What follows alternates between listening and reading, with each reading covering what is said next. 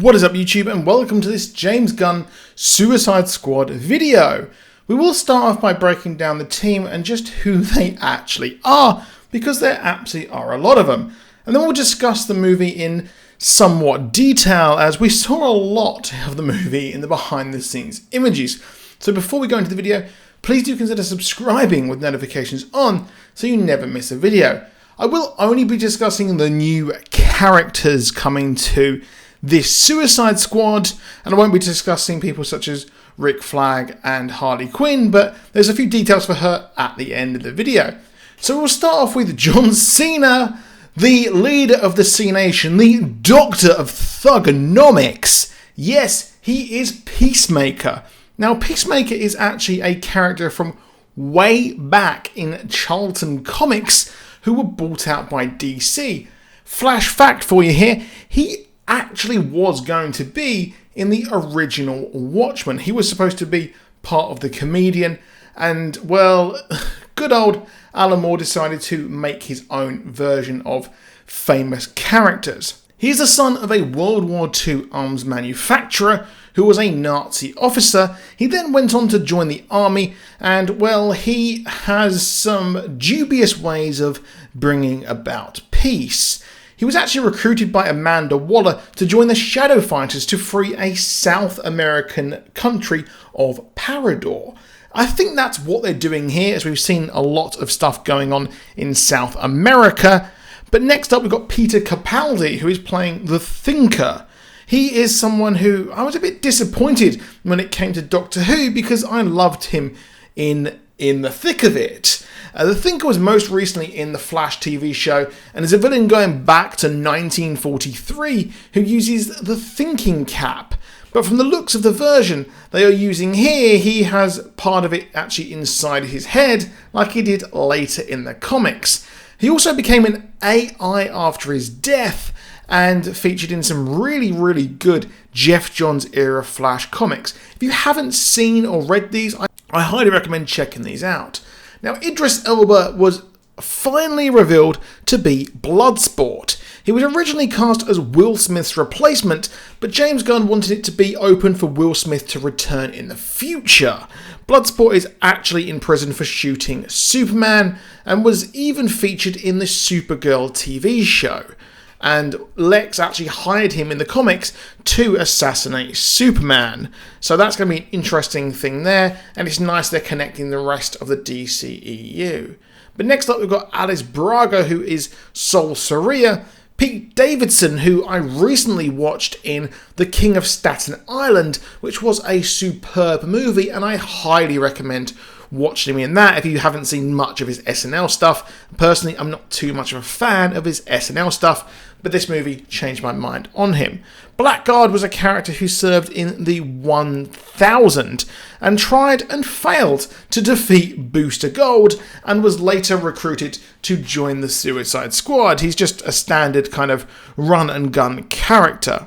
Now, comic book live action veteran David Dastmalchian, who has been in quite a few different casts. He was obviously in Ant-Man and the Wasp. He's been in the Flash TV show, and he's also been featured in many others. He's playing the Polka Dot Man, and his whole stick here looks amazing.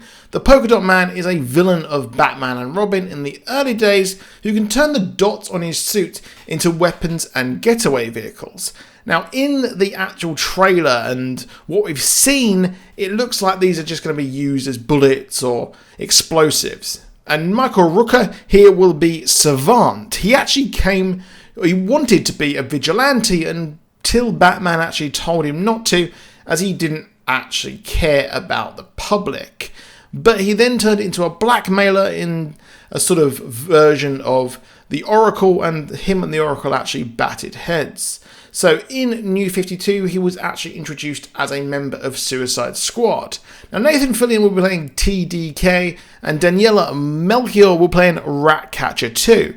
The Ratcatcher was actually teased in The Joker, but this character is a Batman villain who can communicate and train rats, and she did actually plague Gotham in the comics. So that's going to be interesting there. Maybe Ratcatcher 1 was involved with The Joker, perhaps?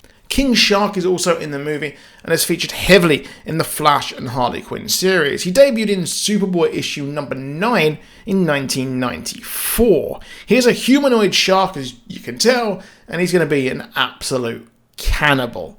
Now, Flula Borg, who was amazing and is actually a YouTuber first and was in Pitch Perfect 2, is playing Javelin Man. Mr. Javelin first faced Green Lantern when he stole a Ferris aircraft, and as all C to Z list characters do, or at least villains, joined the Suicide Squad. His powers are, well, using Javelin-style weapons. I expect him to die in a hilarious way. One surprise for me was that Mayling Ng is playing Mongal, the female twin of Mongal, the ruler of Warworld, and she is also a Superman villain just like her brother.